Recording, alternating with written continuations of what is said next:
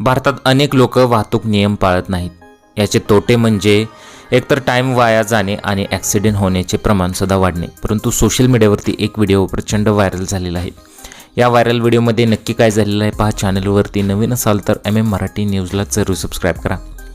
या व्हायरल झालेल्या व्हिडिओमध्ये एक CCTV फुटेज शेअर करण्यात आलेलं आहे आणि त्याचबरोबर दंडसुद्धा शेअर करण्यात आलेला आहे. सिग्नल लागल्यानंतर पांढऱ्या पट्टीच्या आत हे थांबायलाच पाहिजे असा नियम आहे.